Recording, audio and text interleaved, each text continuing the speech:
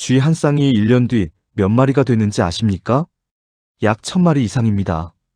문제는 우리가 한 마리를 잡는 동안 이미 뒤에서는 수십 마리가 태어나고 있다는 겁니다. 그래서 아무리 잡아도 절대 사라지지 않습니다. 그리고 오늘 영상에서 왜 이 문제가 절대 해결되지 않는지, 그리고 생각보다 간단한 해결 방법까지 끝까지 보면 정확히 알게 됩니다. 새벽 2시입니다. 사람들은 모두 집으로 돌아가고 거리는 조용합니다. 그런데 이 시간부터 다른 존재들이 움직이기 시작합니다.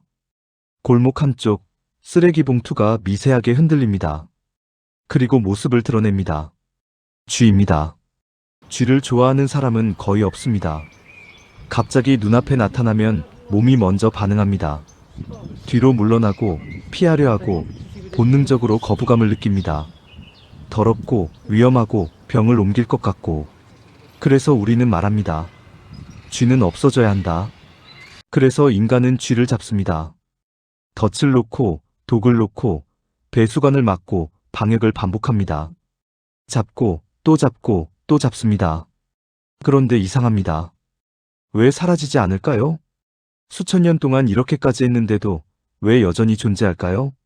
쥐와 인간의 싸움은 오늘만의 이야기가 아닙니다. 중세 유럽에서는 쥐와 함께 퍼진 병으로 인해 수천만 명이 사망했습니다. 흑사병입니다. 그 이후 사람은 쥐를 반드시 제거해야 할 존재로 보게 됩니다. 하지만 수백 년이 지난 지금도 쥐는 사라지지 않았습니다. 쥐가 왜 이렇게까지 문제가 되는 걸까요? 단순히 보기 싫어서일까요? 아닙니다. 쥐는 수많은 질병과 연결되어 있습니다. 그리고 이것은 과거의 이야기만이 아닙니다. 지금도 쥐는 여러 질병을 옮길 수 있습니다. 예를 들어 렙토스피라증. 쥐의 소변에 있는 세균이 물이나 토양을 통해 사람에게 감염됩니다. 특히 비 오는 날 고인 물을 통해 감염되는 사례도 있습니다. 또 하나는 살모넬라균입니다. 쥐가 접촉한 음식이나 환경을 통해 식중독을 유발할 수 있습니다. 그리고 한타바이러스. 쥐의 배설물이 마르면서 공기 중으로 퍼지고 사람이 이를 흡입하면서 감염될 수 있습니다. 즉, 쥐는 단순히 눈에 보이는 불쾌한 존재가 아니라 보이지 않는 위험을 함께 가지고 있는 존재입니다. 그래서 전 세계적으로 쥐는 방역 대상이 됩니다. 그런데 더 중요한 문제가 있습니다. 이렇게까지 위험한 존재인데도 왜 사라지지 않을까요? 이유는 단 하나입니다. 번식 속도입니다. 쥐는 단 3주 만에 새끼를 낳습니다. 그리고 한 번에 6마리에서 많게는 12마리까지 태어납니다. 여기까지는 그럴 수 있다고 생각할 수 있습니다. 하지만 진짜 문제는 그 다음입니다. 태어난 지 약 5주. 이 시기가 되면 이 새끼 쥐들은 다시 번식을 시작합니다. 즉, 태어난 지 2달도 안 된 개체가 또 다른 새끼를 낳는 구조입니다. 한 세대가 끝나기도 전에 다음 세대가 시작되는 것입니다. 이건 단순한 번식이 아닙니다. 증식입니다. 폭발에 가깝습니다. 예를 들어보겠습니다. 처음에 쥐 2마리가 있다고 가정해봅시다. 이 2마리는 1년 동안 계속 번식을 합니다.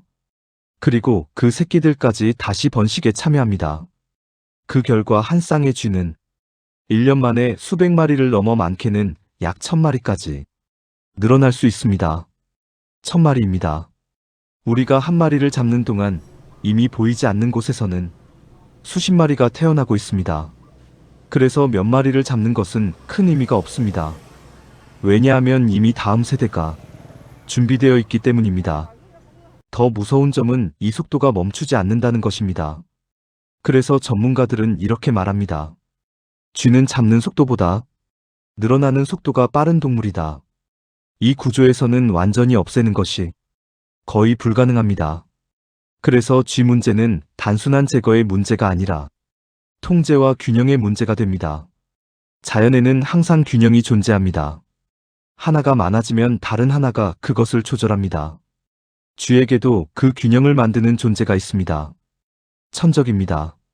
그리고 도시에서 가장 현실적인 천적이 바로 고양이입니다. 고양이는 단순히 쥐를 잡는 존재가 아닙니다. 존재 자체가 쥐의 행동을 바꿉니다. 쥐는 고양이의 냄새만으로도 활동을 줄이고 숨습니다.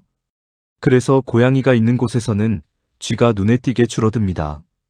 쥐는 없앨 수 있는 존재가 아닙니다. 그래서 더 중요한 건 이해하고 관리하는 것입니다. 우리는 종종 문제를 단순하게 생각합니다. 없애면 끝난다고 생각합니다. 하지만 정말 그럴까요? 우리는 도시 생태계의 천적 시스템을 유지 및 복원하여야 합니다. 고양이를 돌보는 일이 왜 가장 똑똑한 방역인지 앞으로 더 놀라운 사실들을 들려드리겠습니다. 더 좋은 영상을 위하여 구독과 좋아요, 알림 신청하여 주세요.